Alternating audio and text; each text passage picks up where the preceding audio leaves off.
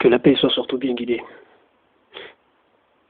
J'ai eu tout à l'heure là euh, une discussion avec, on va dire bon, très rapide, avec une personne qui m'a parlé d'une discussion qu'il a eue avec une autre personne au sujet de l'application des commandements d'Allah, tabaraka wa ta'ala, et de ceux de son messager, alayhi salatu wassalam. Donc la personne lui a dit que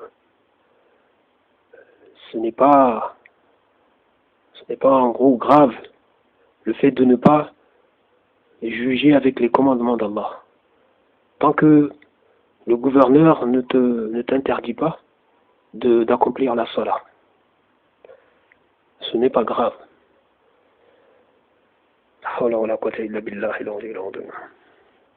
Donc la personne lui a fait part de l'avis qu'aurait donné Ibn Abbas, radiallahu anhu. Vous connaissez le fameux propos Kufr duna kufr. Donc la personne lui a dit que c'est le fait en gros de ne pas légiférer avec les commandements d'Allah, c'est juste du kufr duna kufr. Vous voyez? Que tant que le gouverneur ne t'interdit pas d'accomplir la salat, en gros il n'y a pas de problème. On peut être avec ce gouverneur, il n'y a pas de souci. On peut l'avoir comme gouverneur.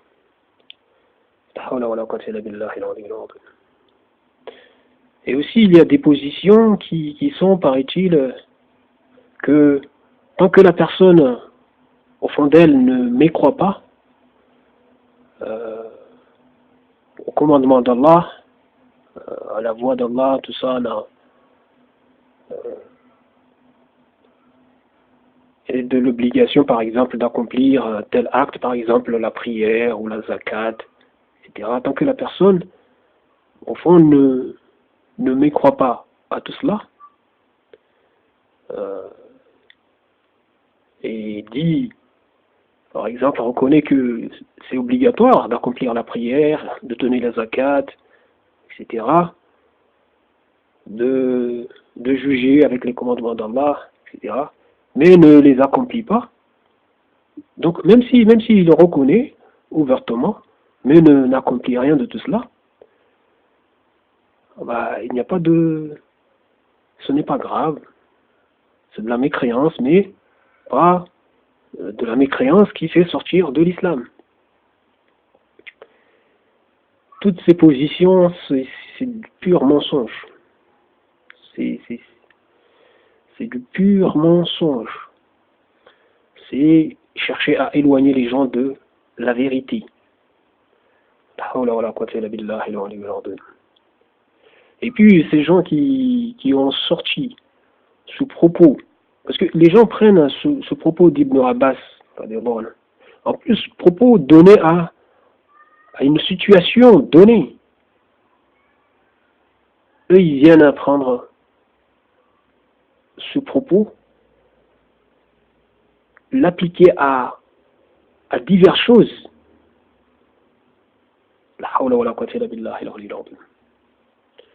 Diverses situations. Déjà que c'est un propos quand même qui est étrange. Moi, personnellement, je la trouve étrange. En fait, par rapport justement aux raisons.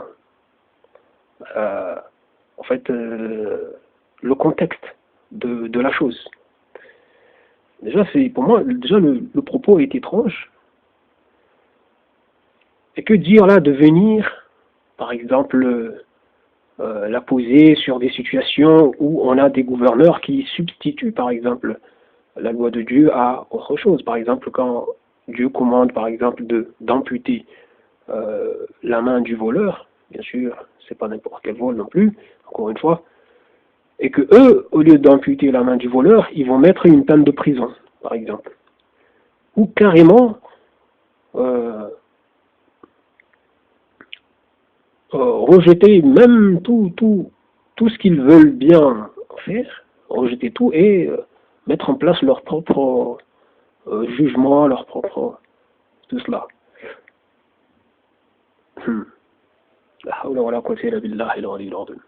Déjà, rien que le fait, par exemple,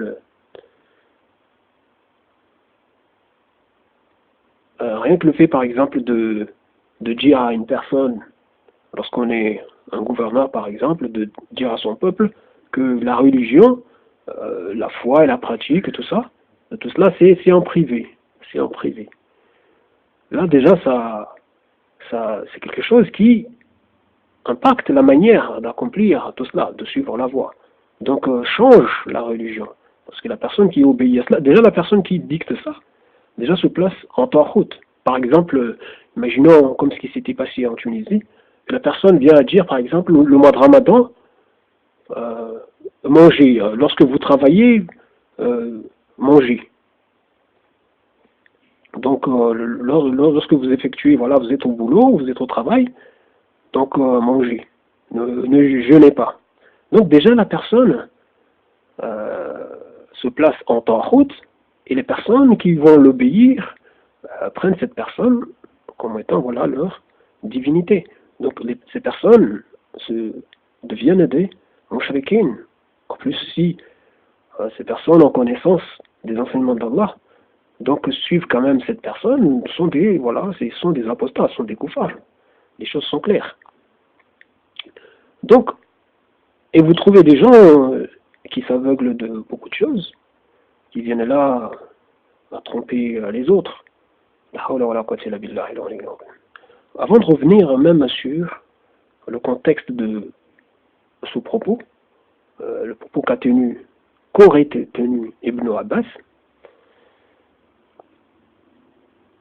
comprenez déjà ce que Allah a dit dans son livre, dans la sourate 9, quand il dit « S'ils se repentent et accomplissent la salat et acquittent la zakat, ils sont vos frères en religion. » Vous voyez ici, là, déjà, les jugements qui nous est donné ici, dont on doit tenir acte. C'est quelque chose qui est de l'ordre de l'apparent, c'est-à-dire ce qui est apparent. Vous voyez? Parce que ce qui est dans les cœurs des gens, ça ne regarde que Dieu.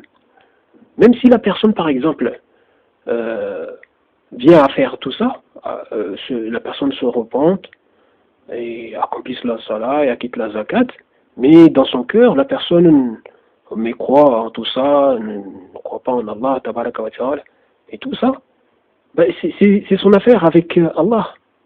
Ce qu'il y a dans son cœur, on ne le connaît pas. Donc, mais Allah nous donne le regard à avoir. Nous, on doit considérer, lorsqu'on voit la personne se repentir et accomplir la salat et quitter la zakat, on doit considérer cette personne comme faisant partie des musulmans. La personne est notre frère en religion. Autrement, non. Autrement, non. Vous comprenez? Donc les choses sont claires. Ce sont des jugements, des choses apparentes pour nous. Vous comprenez? Donc, on ne peut pas, par exemple, venir dire, oui, je sais que c'est obligatoire et tout ça, mais si tu ne les accomplis pas, ben, tu agis de manière contraire à ce qui permet de te qualifier comme étant quelqu'un qui fait partie des croyants. Donc, en agissant de manière contraire, en ne donnant pas la zakat, en n'accomplissant pas la salat, alors que tu as la capacité de faire tout ça, ben, tu ne fais pas partie de la Ummah. Les choses sont claires, sont d'une évidence.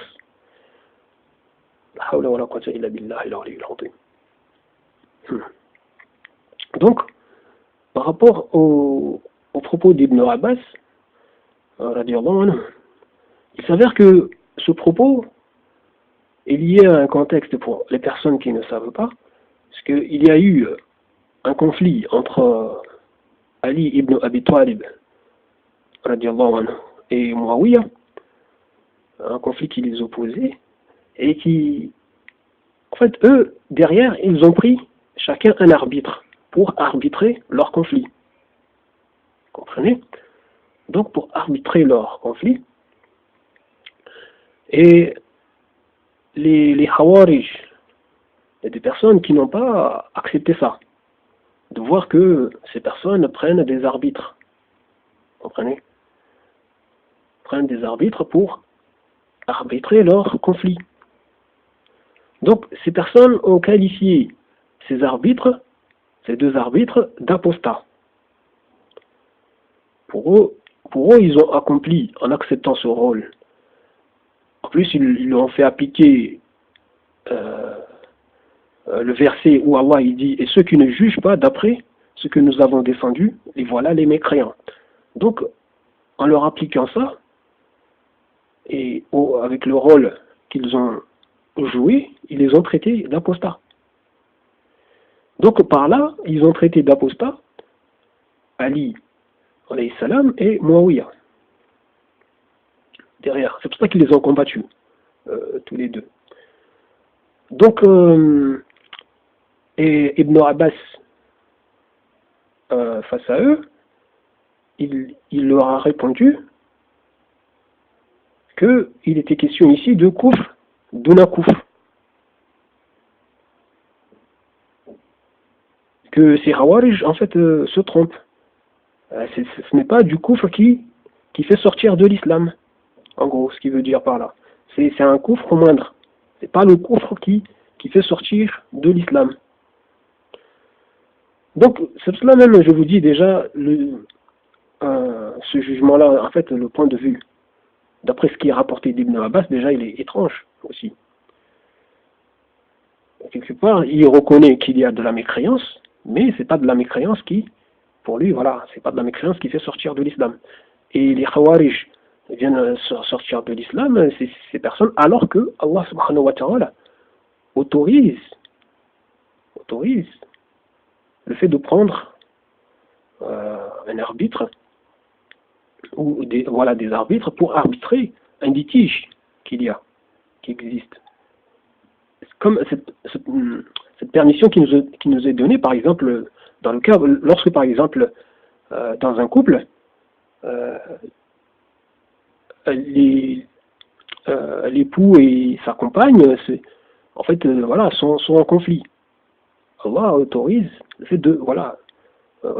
de prendre deux arbitres pour chaque camp. Voilà, un arbitre pour chaque camp, donc qui viennent arbitrer le litige. Donc eux, Ali, alayhi salam, et Muawiyah, eux, ils n'ont fait que ça. Et en plus, sachant que ces arbitres-là sont des gens qui vont respecter les permis et les interdits d'Allah. Vous comprenez? Parce que ces personnes ne peuvent pas faire autrement. Sinon, ça ne va pas. Donc, c'est des gens qui sont juste des arbitres. Et puis, de toute façon, dans ce genre d'affaires, le jugement qui est donné, ce n'est pas un jugement juridique. C'est clair et net. Ce n'est pas un jugement juridique. C'est pas genre un jugement qui est fait pour être un décret de loi, vous comprenez, ou une loi, etc. Donc, mais ce sont des jugements qui sont à prendre ou à laisser. C'est tout. Vous comprenez? Donc, les Khawarij, déjà, eux, se sont trompés. Ils n'ont pas eu une lecture profonde du Coran. En fait, on dirait qu'ils ont pris que ce qui les arrangeait. Donc, de deux côtés, là, c'est pour ça que je vous dis, même l'opinion d'Ibn Abbas aussi, il est étrange. Vous voyez? Donc,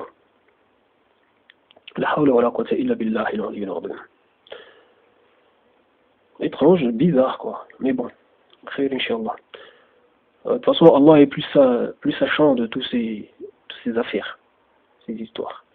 Donc, ce qui s'est passé dans tout ça,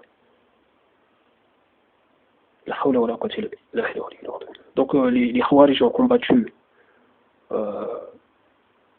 toutes ces personnes. C'est complètement fou. C'est vraiment une lecture vraiment sectaire. C'est-à-dire les personnes vont prendre juste une partie du livre, vont s'aveugler de tout le reste. Voilà. Et des tafsirs qui existent. C'est-à-dire, voilà, des explications qu'il y a au sujet de tel verset, est-ce que tel verset abroge tel autre verset, ou est-ce que, vous voyez, donc, la hawla wa la quwwata illa billahi al-aliyyil azim. Et même le fait de venir dire que le verset qui dit et ceux qui ne jugent pas d'après ce que nous avons descendu, les voilà les mécréants, et venir dire non, ça c'est une mécréance moindre, c'est pas la grande mécréance, en fait, c'est pas la négation, genre c'est juste une négation moindre, mais c'est pas la grande négation, la négation qui fait sortir de l'islam.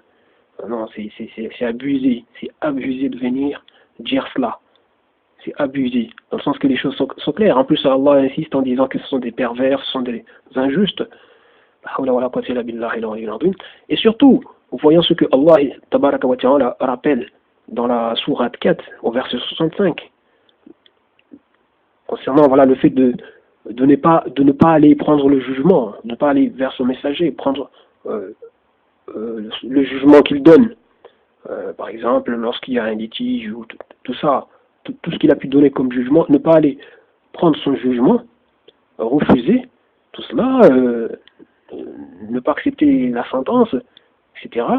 Refuser le jugement de son messager, c'est quelque chose qui fait sortir de l'islam. La personne ne fait pas partie des gens, voilà, qui sont voilà musulmans. Ne fait pas partie des croyants. Les choses sont claires, donc il faut lier tout cela, parce que tout ça c'est lié. Comprenez? Et oui, parce que sinon, mais ça serait complètement fou de reconnaître ici que la personne qui ne va pas chercher le jugement du messager, de reconnaître que cette personne est mécréante, et de l'autre côté venir dire que non, la personne qui ne juge pas, qui ne juge pas avec les commandements d'Allah, donc les rejette, ne les applique pas, s'en détourne, la personne a commis juste une moindre mécréance, mais c'est pas quelque chose qui le fait sortir de l'islam. Non, ça n'a absolument pas de sens. Ça n'a absolument pas de sens. Surtout quand Allah tabaraka wa ta'ala fait comprendre aux croyants qu'ils n'ont pas à aller chercher le jugement du jahiliya, de l'ignorance. Le jugement de l'ignorance. Oui. Et Allah, il nous dit dans d'autres versets que, en dehors de la vérité, qu'est-ce qu'il a si ce n'est l'égarement? En plus, quand il nous dit que de ne pas agir de manière, en fait, une fois que lui et son messager ont décidé d'une chose, on n'a pas à faire autrement. Lorsqu'on fait autrement, on est dans un égarement évident. Vous comprenez? Les choses sont claires et nettes. Allah, il nous dit de ne pas, il nous dit de ne pas prendre un autre allié en dehors de lui. Il nous dit de suivre ce qu'il a descendu et de ne pas prendre un autre allié en dehors de lui. Donc, et là même, voilà, quand il nous invite à obéir à son messager, ça, c'est prendre toujours Allah comme allié, parce que c'est lui qui nous invite à obéir à son messager, à prendre son jugement, et tout cela. Ça, on reste toujours dans cette règle-là. Voilà, parce qu'il nous dit, lorsqu'on obéit à son messager, on obéit voilà, à lui, on obéit à Allah. Et puis, d'autres versets qui nous parlent du fait de ne pas prendre un autre maître en dehors de lui qui nous commande voilà, des lois, etc., qu'il n'a pas autorisé, etc., qu'il n'a pas, voilà, qu'il n'agrée pas, tout ça, etc. Les choses sont claires. Mais voir les gens venir là, tromper les gens, venir, voilà, parce que ça ne veut pas reconnaître que, par exemple, des gouverneurs qui ne commandent pas avec le commandement d'Allah, qui passent leur temps, par exemple, à remplacer un commandement par leur passion, ou voilà. Ça ne veut pas reconnaître que ces gens sont dans l'égarement évident, ces gens se montrent comme des taroutes, ces gens voilà, ont annulé leur islam, ces gens égarent la masse, entraînent la masse dans l'associationnisme, bien sûr la masse qui les suit, etc. Donc ces gens ne veulent pas reconnaître ça et viennent tromper les autres, viennent parler de moindre mécréance, que ouais, tant que tu ne me crois pas, ou tant que... Voilà, non mais c'est même si tu sais que c'est obligatoire, mais tu ne m'y crois pas, donc n'importe quoi tout ça. C'est quoi? Il faut arrêter. Allah dit s'ils se repentent et accomplissent la salat et acquittent la zakat. Tout ça, c'est apparent tout ça. Donc si la personne vient faire la shahada, donc se repente de sa mécréance, de l'associationnisme, elle fait la shahada, voilà, on vient sur le droit chemin, voilà, accomplissent la salat, acquittent la zakat, obéit, voilà, fait tout ce qu'il y a à faire du mieux qu'il peut, respecte voilà les grands principes, les grandes lignes, tout ce qui voilà, tout ce qu'il faut. Après bon, tout en sachant bon voilà, il y a des choses qui sont de la négation moindre, il y a des choses qui sont de la négation majeure. Donc il y a des choses qui sont du shirk mineur et des choses qui sont du shirk majeur. Donc la hawla wa la quwwata illa billah. Donc il faut comprendre que je parle du shirk, d'ailleurs l'associationnisme, pour les personnes qui ne savent pas, c'est le fait de donner un associé à Allah. C'est-à-dire par exemple voilà, se déclarer Dieu à la place de Dieu, ou voilà, même quand on ne se déclare pas Dieu à la place de Dieu, mais le fait par exemple d'émettre par exemple des commandements comme ça qui régissent la vie des gens, leurs biens, leurs personnes, etc., etc., et que les gens se soumettent, s'abandonnent voilà, à tes jugements, etc. Donc voilà, cela fait de toi un tawhid, une divinité. Voilà. Mais pas, bon, bien sûr, une fausse divinité, comme on dit. Une fausse divinité. Il n'y a de divinité qu'Allah.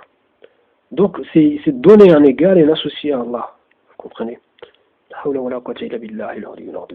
Les musulmans, quand ils sont dans ce genre de... Si se trouvent dans une situation où, par exemple en France, où quand la personne prend telle chose, ça doit être juste dans une situation de contrainte. La personne se trouve dans une situation de contrainte, d'incapacité à faire autrement. Vous comprenez? Mais pas... C'est qu'Allah nous pardonne le manquement. Donc les choses sont claires. Il faut arrêter de tromper les gens avec ce concept de kufr, duna kufr. Alors que c'est d'une évidence, placer la chose dans son contexte. Et vous voyez même vous-même qu'il y a quand même quelque chose d'étrange dans la compréhension. Franchement, ça m'étonne beaucoup, personnellement, ce jugement. Sachant ce que Allah subhanahu wa ta'ala nous fait, en fait, dit de manière globale dans son livre par rapport à tout ça. Le fait d'aller voilà, suivre des lois forgées, etc. Allah donne une permission, par exemple, concernant les affaires mondaines. Vous voyez, par exemple, il y a des gens qui disent que Omar ibn al-Khattab est le premier à avoir établi les allocations familiales. Bah, déjà, moi, ça, je trouve que les gens exagèrent un peu de dire ça. Pour moi, Omar ibn al-Khattab n'a fait que instaurer on va dire, une administration. Parce que les allocations familiales, par exemple, ces aides-là, par exemple, si on peut parler de... Mais c'est déjà légiféré dans le Coran et dans la Sunna. Les personnes nécessiteuses, auxquelles voilà les dons, tout ça doivent voilà aussi voilà la part qui doit revenir aux personnes qui sont dans le besoin, tout ça, même les voyageurs, les pauvres, tout ça, les personnes nécessiteuses. Donc si une femme par exemple qui est veuve, tout ça, et qui par exemple célibataire, tout ça, donc c'est une personne qui est dans une nécessité. Donc forcément Omar ibn Khattab n'a fait que répartir les dons aux personnes voilà, dans le besoin, que de toute façon Allah subhanahu wa ta'ala, voilà, invite à aider les personnes qui sont dans des difficultés, en besoin. Donc il n'y a même pas d'innovation là-dedans. Omar ibn Khattab n'a fait que administrer, n'a fait que répartir. Donc n'a fait que obéir à Allah subhanahu wa ta'ala. Mettons juste en place des institutions. Il n'est pas venu légiférer sur voilà, les biens des gens, la vie des gens, etc. C'est comme par exemple lorsque, voilà, par exemple, toujours, ceux qui ont reçu le commandement, quand ils nous invitent par exemple, à partir au combat, et tout, etc. Nous, on se doit, voilà, de les obéir. Lorsqu'on sait que l'invitation est une invitation, une lutte juste, pas une lutte qui est injuste. Donc vous comprenez. Donc on se doit d'obéir. Parce que Allah subhanahu wa ta'ala, il dit, ô vous qui avez cru, obéissez à Allah et obéissez aux messagers et à ceux d'entre vous qui ont reçu le commandement. Ceux qui reçoivent le commandement, ils se doivent de obéir à Allah, obéir à son messager. C'est clair et net, parce qu'ils font partie des croyants. Donc nous sommes tous invités à obéir à Allah et obéir aux messagers. Ok? Donc eux, ils appliquent les commandements d'Allah. Ils suivent ce qu'Allah subhanahu wa ta'ala a défendu. Ils ne prennent pas d'autres alliés en dehors de lui. Et ils ne se présentent pas aux gens comme étant un associé à Allah. Vous comprenez? Donc quand ils viennent à prendre des mesures, par exemple à construire des routes, c'est pas quelque chose qui entrave la loi de Dieu, les commandements d'Allah. Voilà, c'est des choses purement mondaines. Donc quand ils ordonnent de construire par exemple des routes avec du bitume, voilà, du goudron, ou que mettre par exemple des dalles, des choses comme ça. En fait, tout ça, ce sont des choses purement mondaines. Vous comprenez? Ça n'a absolument rien à voir avec... voilà. Donc, en aucun cas, il faut vraiment séparer les choses. Vous voyez? Il y a des choses purement mondaines, il y a des choses qui... voilà, qui ont une part, comme on dit, mondaine et une part purement dans la quête de l'agrément d'Allah. Tabaraka wa ta'ala. Vous comprenez? Donc, je disais donc, par exemple, un gouverneur qui viendrait dire aux gens, non, moi, je ne fais pas appliquer les commandements de Dieu. Ça c'est dans votre vie de quotidien, donc voilà, je ne vais pas vous interdire de faire la prière, vous pouvez construire vos mosquées, vous pouvez même appeler à la prière avec je ne sais pas quoi, des mégaphones. Bon, personnellement, je n'aime pas trop les mégaphones, je vous le dis, j'aime pas trop ça. Autant mettre des vrais haut-parleurs, pas des trucs comme ça, des mégaphones, des choses qui cassent les oreilles, mais voilà, au moins, il faut mettre des choses qui, la voix, elle est, voilà, normale, genre douce, etc. Pas des choses qui cassent les oreilles, ok? Et puis bon, même ça serait même mieux d'entendre que juste la voix sans passer par des haut-parleurs, toutes ces choses-là mécaniques, ça serait encore plus agréable. Voilà, c'est plus profond. Mais bon, quand on a aujourd'hui avec toute la circulation qu'il y a, les automobiles, toutes ces choses-là, donc tout le bruit qu'il peut y avoir, donc bon, voilà, autant utiliser, si les gens, voilà, ils peuvent utiliser des haut-parleurs, mais des mégaphones, non, c'est abusé.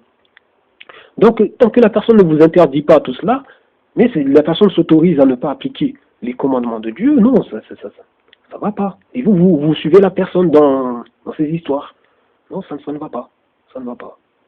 Ça ne va pas. Parce que la personne, quand vous autorise par exemple d'accomplir la salat, c'est parce qu'elle sait que bon, ça ne va pas l'embêter dans son, voilà, dans ses affaires.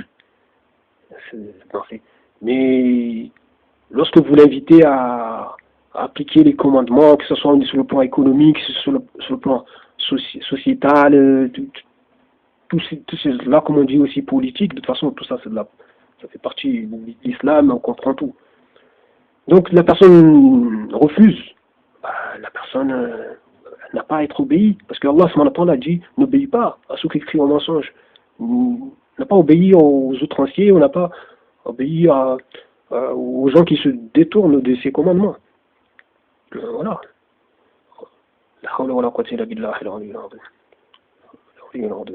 En dehors de la vérité, qu'est-ce qu'il y a si ce n'est des guerrements? Donc il ne faut pas oublier cela. Donc une personne qui vous invite plutôt à désobéir à Allah, parce qu'en refusant d'appliquer les commandements d'Allah, alors que la personne est à votre charge, voilà, plutôt vous êtes à sa charge. Non, ça va pas. Alors que la personne connaît bien les commandements d'Allah, non, ça va pas. Elle sait qu'elle doit suivre ses commandements, doit mettre en pratique toutes ces choses, c'est pour le bien de tout le monde, mais préfère suivre ses passions. La personne fait partie de ceux qui sèment le désordre, la corruption, les turpitudes dans le monde. Et oui, parce qu'elle s'éloigne de la vérité, de la justice, de l'équité. et suit sa passion. Je vous remercie du temps que vous avez pris pour suivre ça, ça a été long.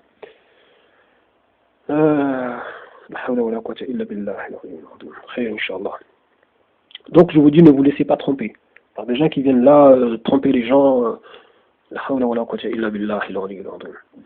Je vous dis salam.